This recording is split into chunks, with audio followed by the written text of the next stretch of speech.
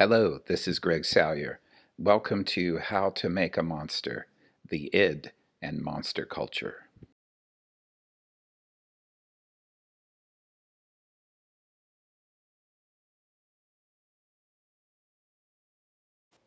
We are born with a monster inside of us, and it requires the forces of reality and culture to tame this monster.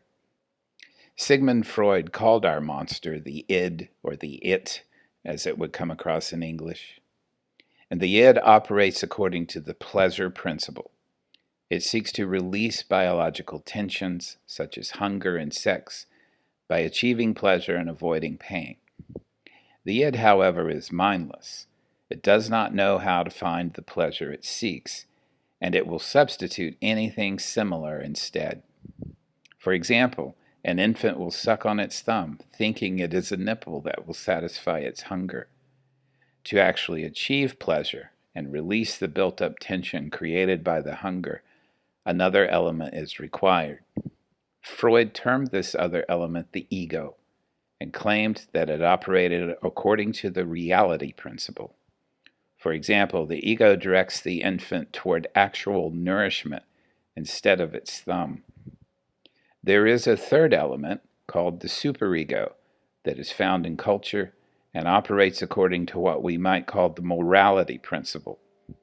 The superego tells you that even if you're hungry and see a meal, you cannot just take it from someone else. These three elements of the psyche, according to Freud, constitute the human being. Thus, we began as a monster and move toward being a cultured citizen. What happens to our monster then? According to Freud, it lurks in our unconscious, seeking ways to express itself and doing so when the ego and superego are confused or distracted.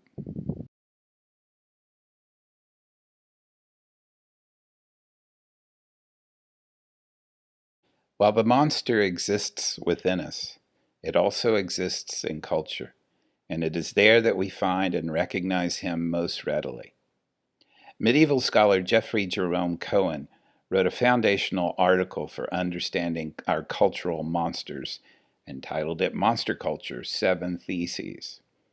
We will use these 7 theses in our study of how to make a monster, and I will adapt his rather dense and highly theoretical language into something more manageable. Cohen argues that the monster is pure culture, always escapes, is a problem, is a symbol of difference, is a threshold guardian, is desirable, and is change.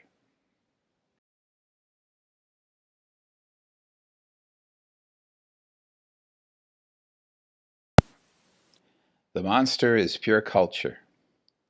Cohen means here that a monster is generated by cultural forces using cultural forms. Put more simply, monsters are collective creations designed to address our collective fears. Appropriately enough, the etymology of the word monster is monstrum, that which reveals or warns. Monsters demonstrate to us truths that we have hidden and do not want to know. Like the id, however, they surface as warnings that our settled lives hide darkness underneath them. Monsters cannot, but must exist because they come from the hidden places in our cultural mythos.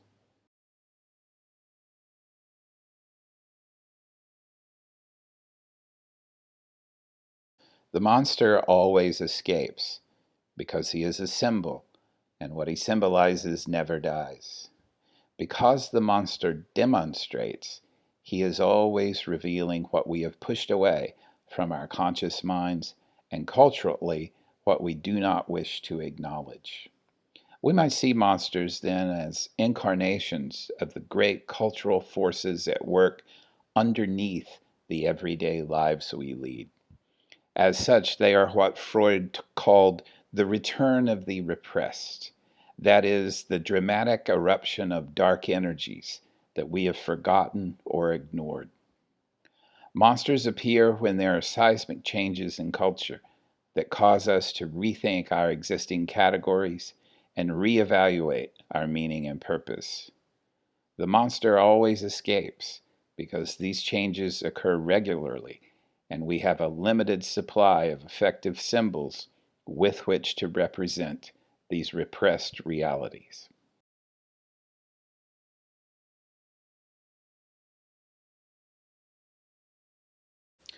The monster is always wrong, right? Monsters are monstrous in good part because they do not fit into our recognized categories of things. Accordingly, monsters are always hybrids or nightmares of the in between. Consider Dr. Frankenstein's monster, who quotes Milton but is made of many different parts of dead bodies. His erudition does not save him or us from the threat of his disordered and hybrid existence.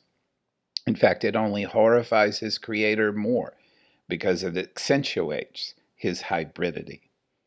Cohen notes, quote, "In the face of the monster, scientific inquiry and its ordered rationality crumble. The monstrous is a genus too large to be encapsulated in any conceptual system. The monster's very existence is a rebuke to boundary and enclosure." Unquote. In Western culture in particular, when one thing is not like the others, the judgment is not that it is merely different, it is wrong.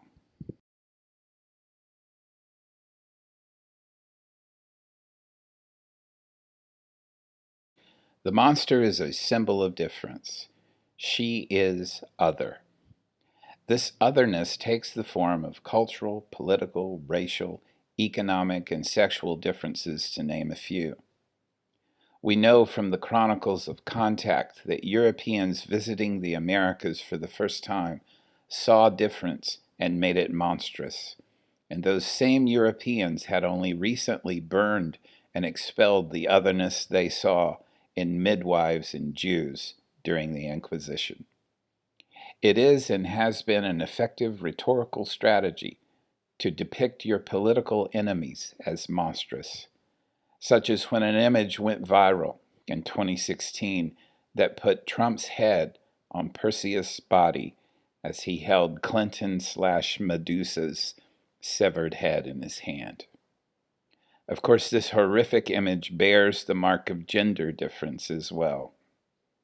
Finally, we know only too well how the transformation of ethnicity into race produces an ideology that is marked by monstrosity, as non-white people are depicted as different and therefore other and therefore monstrous.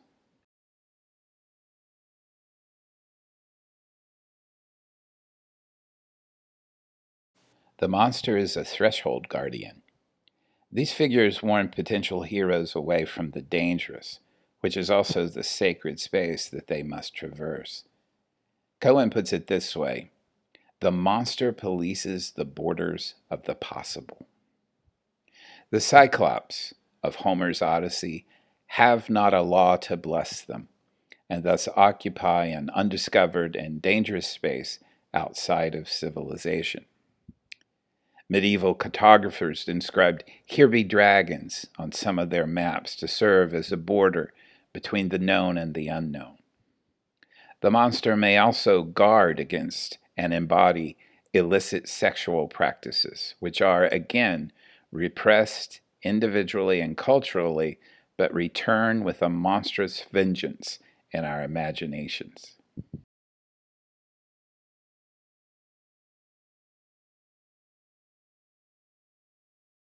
The monster is desirable, or as Cohen puts it, fear of the monster is a kind of desire. As you can see by now, these monster theses relate to and even build upon one another. As Cohen notes, the linking of monstrosity with the forbidden makes the monster all the more appealing. His point is well taken. Despite our fear and even disgust, we love our monsters because they are forbidden and dangerous. Just as a threshold guardian prohibits and invites, A monster repels and attracts.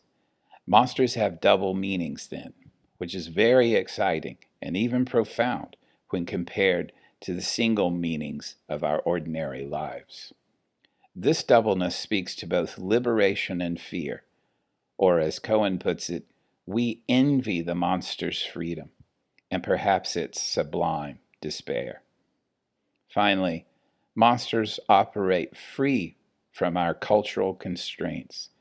And as Sigmund Freud notes in Civilization and Its Discontents, the desire for this freedom runs deep within our unconscious.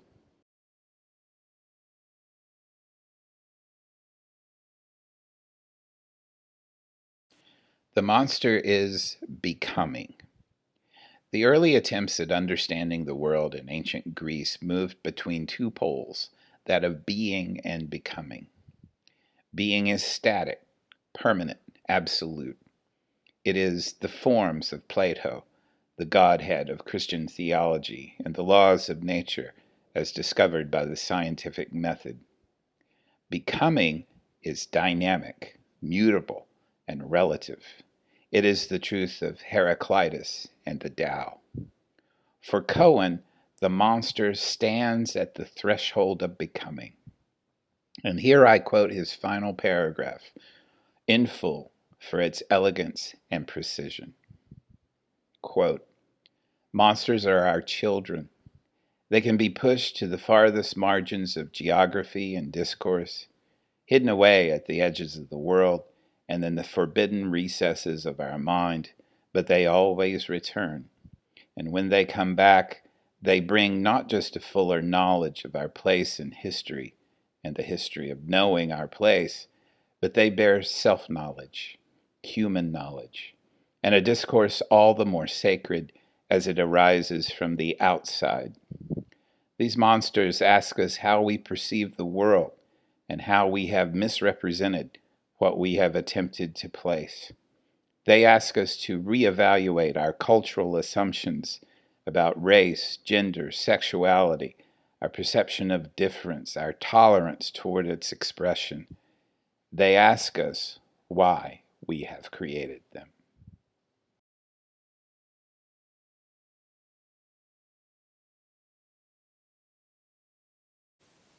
How to make a monster. 1. Experience something you do not understand and fear. Bet that it is something of the highest and darkest order. Assign your uncertainty anthropomorphic features. Make those features monstrous. Push that being into the recesses of your unconscious. Answer when your monster reappears and asks you why you created it.